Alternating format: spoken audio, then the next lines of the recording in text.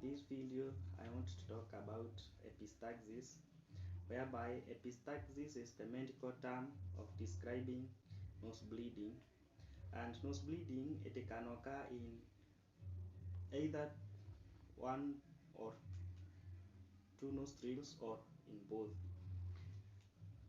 Let us have a look at people who are at highest risk of epistaxis that we have seen is nose bleeding. Number one, we have adults between the age of 45 years and 80 years. This is because they are at high risk of blood pressure, high blood pressure and possibly they may be having arteriosclerosis, that is the hardening of artery wall, and most of them they have bleeding disorders. And number three, in aged people, they may be having the problem whereby the blood may be taking longer to clot. Number two, of people who are at high risk of nose bleeding, we have children between the age of 2 years and 10 years. This is due to dry air, we have colds, allergies, and maybe in the process of playing they can put foreign objects in their nose, and this one can break the nasal membrane, and this one can cause nose bleeding maybe. Number three, we have people that take blood thinning drugs. For example, of blood thinning drugs, we have warfarin. Number five, we have people who have bleeding disorders like hemophilia. Number five, we have pregnant people.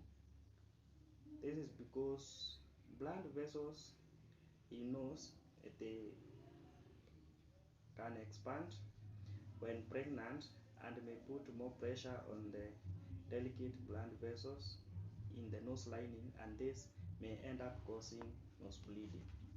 Let's have an overlook of two types of nose bleeding.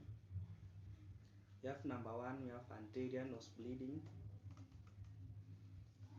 This is nose bleeding that occurs on the front part of the nose, on the lower part of the wall that separates the two sides of the nose, that we call it septum. This hand thing that separates the two nostrils, and it is because blood vessels around this part, they are so fragile, therefore they can break easily and blood can come out causing nose bleeding, especially when more pressure is exerted on them or when there is more heat, they can break easily. The second type of nose bleeding, and this one is serious, is posterior nose bleeding, or what we also posterior epistaxis, and this one occurs deep inside the nose, and it is mostly caused by. So those are the two types of epistaxis: the anterior, that we have seen it occurs on the front part of the nose, and we have the posterior that occurs on the deep side in your nose. Let's have an overview of causes of nose bleeding, or what we say is epistaxis. The main cause of epistaxis of nose bleeding is dry air that causes the nasal membrane to dry and become crusty. The dry air can be caused by the low humidity, that is number one, low humidity. We have number two, hot condition, and number three, heated indoor air. Let's have other causes of epistaxis, though not that major. We have infections, for example the upper respiratory infection, that is colds. We have the sinusitis that cause sinusitis, and the infections that causes repeated sneezing, coughing, and nose blowing. Number two, we have allergies. those that cause inflammation in the nasal lining. We have number 3, the blood thinning medication, e.g. aspirin and warfarin, as we have seen before. We have number 4, the recreational drugs that you sneeze them or you take them through the nose, like the cocaine and tobacco and so. We have the high altitudes. Remember, when there is a rise in altitude, the air becomes thinner and drier, and also the pressure outside, it becomes lower than the blood pressure, and this may exert pressure on these blood vessels on the nose, and they may tend to break and cause nose bleeding. We have number 5, high blood pressure.